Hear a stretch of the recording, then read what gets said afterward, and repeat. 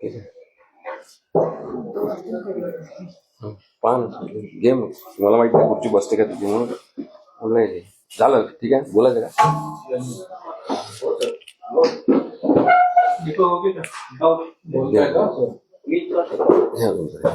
तर आजच्या सुनावणीत नेमकं काय झालेलं आहे, काय काय पॉइंट जे आहेत ते आज दिसले तिथे बेंचवर डायसवर मांडले.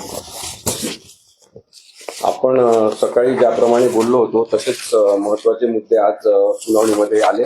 त्याच्यात मुख्यतः धनुष्यबाण चिन्हाच्या मालकीबाबत सुनावणी अंतिमतः झालेली आहे असं आपण म्हणू शकतो. त्याच्यामध्ये सुप्रीम कोर्टाने अनेक तोंडी निरीक्षणं नोंदवले, काही प्रतिक्रियात्मक निर्देश सुद्धा त्यांनी दिले. म्हणजे प्रतिक्रिया त्यांनी सुद्धा काही व्यक्त केल्या असं आपल्याला दिसतंय. याच्यामध्ये सगळ्यात महत्वाचा मुद्दा जो नेहमी डिस्कस होतोय तो म्हणजे राजकीय पक्षच श्रेष्ठ आहे. राजकीय पक्षाचे जे प्रमुख असतील, ज्यांच्या ताब्यात पक्ष असेल तेच पक्षाचे निर्णय घेऊ शकतात, त्यांच्या सहीनीच पक्षाचे निर्णय होतात आणि राजकीय पक्ष श्रेष्ठ असल्यामुळे राजकीय पक्षावर ज्यांचा ताबा आहे त्यांनी घेतलेले निर्णयच हे मानले पाहिजे, कायदेशीर ते असले पाहिजे. त्यामुळे विधिमंडळ पक्ष आमदारांची संख्या जी आहे ती निवडून आलेली, त्यांनी कुठे जायचं आणि त्यांनी स्वतःमध्ये फूट पाडून आपली एक गट तयार करायचा आणि त्यांनी एक निर्णय घ्यायचा की नाही पक्ष सुद्धा आमचाच आहे, हा निर्णयच अयोग्य आहे हे आज वारंवार सांगण्यात आलं. त्यासाठी मी जे सकाळी दाखले दिले होते वेगवेगळ्या केसेसचे ते सुद्धा दाखले देण्यात आले. पण सगळ्यात महत्वाचा निर्णय सुभाष देसाई या केसमध्ये सर्वोच्च न्यायालयाच्या 5 न्यायाधीशांनी जो निर्णय घेतला होता तो महत्वाचा आहे की राजकीय पक्षच श्रेष्ठ आहे, पॉलिटिकल पार्टीला कोणतीही गोष्ट सबसाईड करू शकत नाही. आणि त्यामुळे न्यायमूर्ती सूर्यकांत, न्यायमूर्ती जयमाला बागची आणि न्यायमूर्ती व्ही मोहना या 3 न्यायाधीशांच्या न्यायालयाने स्पष्ट केलं की राजकीय पक्षाला कोणी डावलू शकत नाही. दुसरा मुद्दा हा आहे की लोकप्रतिनिधींना काही स्वातंत्र्यच नाही का, या संदर्भात सुद्धा थोडं डिस्कशन झालं की जे निवडून आलेले लोकप्रतिनिधी आहेत ते आपलं म्हणणंच मांडू शकणार नाही का, पक्षाच्या वेठीसच त्यांना राहावं लागेल का. तर त्याबद्दल आज न्यायपीठाने असं म्हटलं की एक सुवर्णमध्य त्याच्यामध्ये असायला पाहिजे आणि निवडून आलेल्या लोकप्रतिनिधींना अपवादात्मक परिस्थितीमध्ये आपले मत मांडण्यासाठी किंवा मतभेद व्यक्त करण्यासाठी काहीतरी संधी असली पाहिजे. आता ही सगळी संधी निर्माण करायची असेल तर कायद्यात थोडासा बदल करावा लागेल. तो या खरं तर पिटिशनचा काही भाग नाही. त्यामुळे न्यायालयामध्ये झालेल्या चर्चेचा उल्लेख म्हणून मी आपल्याला हे सांगतोय.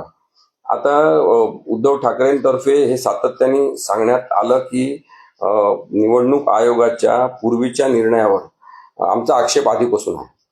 निवडणूक आयोगाने आपला निर्णय घेताना पक्ष चिन्ह आणि पक्षाबद्दलचा निर्णय घेताना स्वतःच्या अधिकार कक्षा ओलांडलेल्या आहे आणि ते त्यामुळेच भ्रष्ट पद्धतीने राजकीय पक्षाशी हेतुपुरस्सर दुश्मनी घेतल्याप्रमाणे वागलेले आहे शिवसेनेशी. आणि त्यांनी भारतीय जनता पक्षाच्या सांगण्यावरून, म्हणजे मी हे म्हणतो आहे, कोर्टात काही म्हटलेलं नाही आहे, पण त्यांनी भारतीय जनता पक्षाच्या काही नेत्यांच्या सांगण्यावरून अशा प्रकारचे वागणूक निवडणूक आयोगाने केली आहे. त्यांनी तटस्थपणा गमावलेला आहे. याबद्दल मात्र कपिल सिब्बल सरांनी सांगितलं की इन्स्टिट्यूशनल इंटिग्रिटी, की न्यायव्यवस्था असेल, निवडणूक आयोग असेल किंवा गव्हर्नर हे पद असेल किंवा गव्हर्नरचं ऑफिस असेल, तसंच विधानसभेचे अध्यक्ष असतील, यांची इंटिग्रिटी कॉन्स्टिट्यूशन सोबत राहिली पाहिजे, यांची इंटिग्रिटी डेमोक्रेटिक प्रिन्सिपल सोबत राहिली पाहिजे. आणि ती नसली तर संपूर्ण लोकशाही उद्ध्वस्त होऊ शकते, हे या उदाहरणावरून दिसते असं त्यांनी अत्यंत मार्मिकपणे तिथे मांडलेलं आहे. बहुमताच्या जोरावर एकनाथ शिंदे यांच्या गटाला जी मान्यता देण्यात आली ती चूक केलेली आहे पुन्हा सांगण्यात आलं, जसं सुभाष देसाईच्या केसमध्ये. आणि यापूर्वी जस्टिस चंद्रचूड यांच्या बेंचनी जो निर्णय घेतलेला आहे त्याच्यामध्ये सुद्धा सांगितलेला आहे की बहुमत केवळ आमदारांचं लक्षात घेऊन जी काही प्रक्रिया झालेली आहे विधानसभेमध्ये ती चुकीची आहे. राज्यपालांनी केलेली प्रक्रिया सुद्धा चुकीची आहे आणि त्यांनी जी बहुमत चाचणीचा निर्णय घेतला होता तो सुद्धा चुकीचा आहे.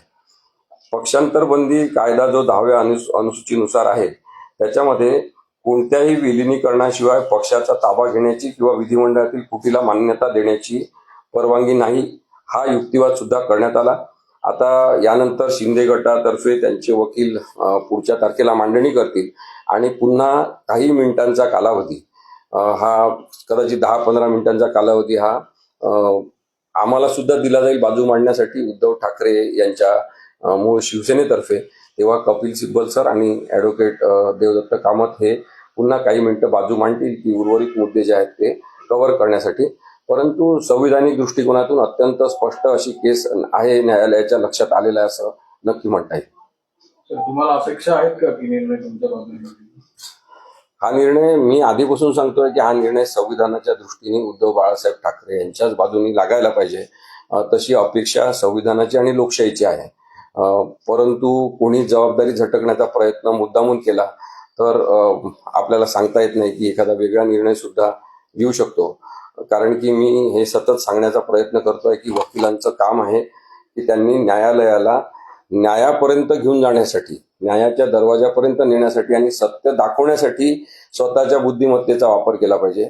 न्यायालयावर असत्याचं पांघरून टाकण्यासाठी काही वकील हे काम करत असतात आणि जो विधिमंडळामध्ये विधानसभा अध्यक्षांसमोर निर्णय झाला, त्यानंतर जो निर्णय सुप्रीम कोर्टात झाला, या सगळ्यांमध्ये काही अत्यंत मोठी नावं आहेत ज्या लोकांनी आपल्या बुद्धिमत्तेचा वापर हा असत्य जिंकलं पाहिजे म्हणून केलेला असेल तर त्यांनी सुद्धा लोकशाहीची गूज राखावी असं मला वाटते. आणि लोकशाही राहिली तर आपण सगळं टिकणार सगळेजण. आणि इतकी मोठी ही लोकशाही संविधानानुसार चालू आहे हे आपलं भाग्य आहे आणि त्यासाठी आपण काम केलं पाहिजे असं मला वाटतं. राजकीय पक्षाला डावलू शकत नाही असे तुम्ही मुद्दा सांगितलेला आहे किंवा न्यायमूर्तींकडून मांडण्यात आलेला, पण अजून पक्षाचा असा कुठला निर्णय झालेला नाही. पक्ष कोणाचा आहे काय? नाही, निर्णय अंतिम सुनावणी झाल्यानंतर होईल. आता त्यांची बाजू मांडल्यानंतर मग हा निर्णय होईल. राजकीय पक्षाला डावलू शकत नाही म्हणजे आज काय दिलेले आहे? राजकीय पक्ष आणि विधिमंडळ पक्ष असे दोन वेगळे भाग आहेत. हे सर्वोच्च न्यायालयाने त्यांच्या निर्णयात मान्य केलं आहे, आधीच्या सुद्धा 2 निर्णयांमध्ये. आणि त्यामुळे आमदार किती पण फुटले आणि आमदार हे 5 वर्षाचं आयुष्य घेऊन जगत असतात. 5 वर्षाचं आयुष्य झाल्यावर त्यांना पुन्हा निवडणूक लढावं लागते, निवडणूक जिंकावं लागते. काही जण निवडणूक हरतात, काही जण निवडणूक जिंकतात. त्यामुळे तेच लोक नेहमी राहतील असं नाही. म्हणून विधिमंडळ पक्ष म्हणजे निवडून आलेल्या आमदारांचं आयुष्य 5 वर्षाचं आहे, म्हणून विधिमंडळ पक्षाचं आयुष्य 5 वर्षाचं आहे. पण राजकीय पक्ष जो आहे, जो बाळासाहेब ठाकरेंनी चळवळ म्हणून सुरू केला, 2012 मध्ये ते गेल्यानंतर उद्धव ठाकरेंनी तो पक्ष वाढवत नेला आणि स्वतःच्या हिमतीवर अनेक आमदार खासदार निवडून आले, तो राजकीय पक्ष आहे. राजकीय पक्ष हा नेहमीसाठी असतो जोपर्यंत तो डिझॉल्व्ह होत नाही. आणि त्यामुळे राजकीय पक्ष हा वेगळा आहे. राजकीय पक्षाला डावलून विधिमंडळ पक्षाला महत्व दिलं जाऊ शकत नाही. हा महत्वाचा मुद्दा आज सर्वोच्च न्यायालयाने नक्की केला.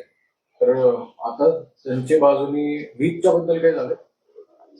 व्हीपच्या बद्दल कालच डिस्कशन खरं झालेलं आहे, आज काही खूप झाले नाही. आता पुढची प्रोसेस कशी होणार? एकनाथ शिंदे गटाकडनं मत मांडलं जाईल, ECI कडनं पण मत मांडलं हो, इलेक्शन कमिशन ऑफ इंडिया म्हणजे निवडणूक आयोगातर्फे त्यांचे वकील बाजू मांडतील, एकनाथ शिंदेतर्फे बाजू मांडण्यात येईल आणि पुन्हा एकदा उद्धव ठाकरेंच्या पक्षातर्फे बाजू मांडण्याची संधी देण्यात येईल 10-15 मिनिटाची. आणि नंतर ही सुनावणी संपेल.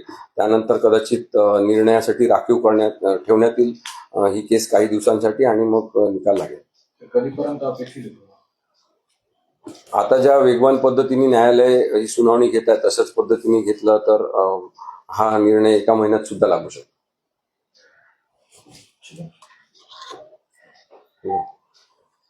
Thank you.